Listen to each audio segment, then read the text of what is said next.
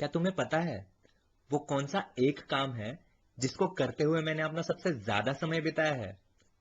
Of course सोने के अलावा, हाँ।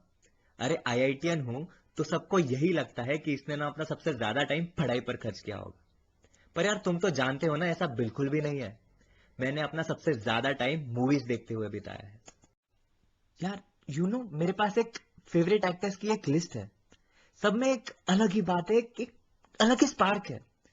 और इरफान उनमें से एक तुम हो। यार काफी साल नहीं हुए थे जब मैं तुम्हें मूवीज में जेन्युइनली अप्रिशिएट करने लगा था। और तो और तुम्हारी मूवीज अप्रिशिएट करने के लिए ना एक अलग मैच्योरिटी चाहिए होती है।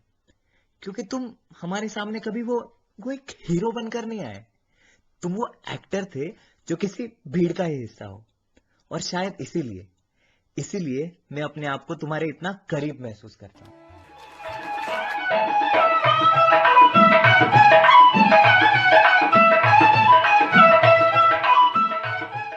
जब मैंने कहीं पढ़ा कि तुम क्रिकेटर बनना चाहते थे तो मुझे काफी सरप्राइजिंग लगा।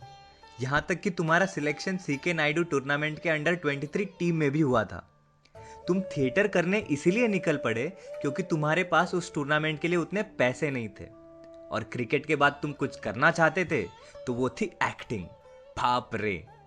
तुम्हारे मामा साजिद निसार जोधपुर में थिएटर करते थे, तो तुमने उनके साथ थिएटर करना शुरू किया। उन्होंने ही तुम्हें राजस्थान की बड़ी थिएटर हस्तियों से मिलवाया।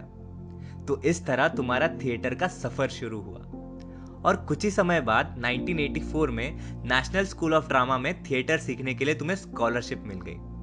ये सुनकर हंसी आती है कि तुम्हारे घर वाले फिल्मों के खिलाफ थे, इसलिए तुमने उनसे ये झूठ बोला कि तुम एनएसडी में एक्टिंग सीखने के बाद फिल्मों में न जाकर जयपुर यूनिवर्सिटी में एक्टिंग सिखाने जाओगे। और तो और एनएसडी वालों से भी तुमने ये झूठ बोला कि तुमने इससे पहले काफी प्लेस किए हैं, जबकि तुम्हें एनएसडी से पहले थिएटर का ज्यादा एक्सपीरियंस था ही नहीं। क्या बात है! एनएसडी में तुमने कार्लो गोल्डोनी के द फैन, मैक्सिम गॉर्की के लोअर डेप्थ और लड़ाकू मुर्गा जैसे नाटकों में काम किया।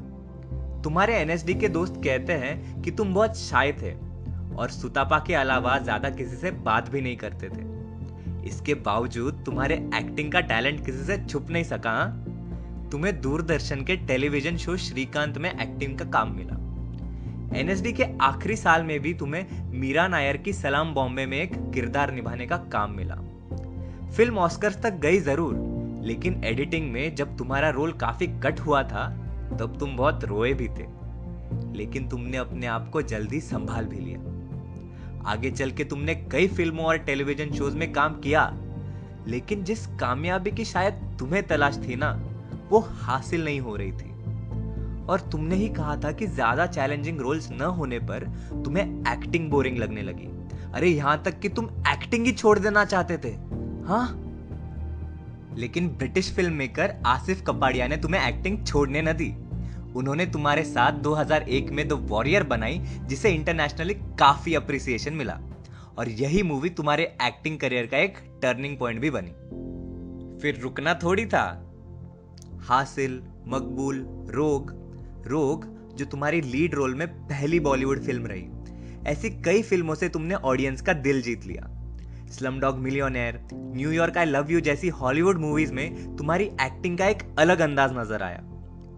इस सब के बावजूद तुम्हें तुम्हारे नाम के वजह से काफी प्रॉब्लम्स को झेलना पड़ा। 2008 और फिर 2009 में तुम्हें यूएसए के एयरपोर्ट्स पर डिटेन किया गया। इसी दौरान तुमने life in a metro, the namesake, crazy 4, New York knockout जैसी फिल्मों से तुमने जिंदगी का एक असली चेहरा ऑडियंस के सामने रख दिया। और फिर 2011 में पद्मश्री जीतकर तुमने इसका सबूत भी दे दिया। 2012 में रिलीज हुए पान सिंह तोमर के लिए नेशनल अवार्ड जीतकर तो मानो तुमने एक्टिंग के लिए थिएटर एक्सपीरियंस कितना इंपॉर्टेंट होता है ये फिर एक बार याद दिला दिया।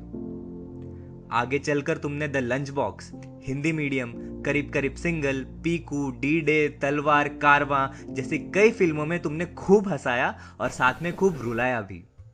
टोटल 3 बार इश्क किया, और तीनों बार ऐसा इश्क मतलब जानलेवा इश्क, मतलब घनघोर, हद पार। अरे तुमने हमें फिर से प्यार करना सिखाया। The amazing Spiderman, life of pi, Jurassic world जैसे हॉलीवुड फिल्मों से तुमने पूरी दुनिया में शोहरत हासिल की। तुमने ही किसी इंटरव्यू में कहा था ना कि 1995 में जब जुरासिक पार्क रिलीज हुई थी तो उसको देखने के लिए तुम्हारे पास पैसे तक नहीं थे, और आगे चलकर तुमने क्या किया, तुमने जुरासिक वर्ल्ड में एक अहम किरदार निभा लिया। वाह यार, इससे तुम्हारी मेहनत और काबिलियत झलकती है। तुम चाहते थे कि लोग तुम्हें तुम्हारे नाम से नहीं बल्कि खाम से पहचाने, और इसीलिए तुमने अपने नाम से खान भी हटा दिया। पर यार तुम्हारी न्यूज काफी शॉकिंग थी। I felt devastated. यार मुश्किल हो रहा था ये एक्सेप्ट करना कि अब हम तुम्हें कभी कभी बड़े पर्दे पर फिर देख नहीं पाएंगे। तुम बहुत लड़े। May your soul rest in peace. तुम हमें बहुत याद आओगे, पर हम तुम्हें हमारे बीच हमेशा ही महसूस करते रहेंगे। तुम्हारे इस सफर पर मैं अकेला ही चला था जानिबे मंजिल, मगर लोग जुड़ते गए और कारवां बनता गया।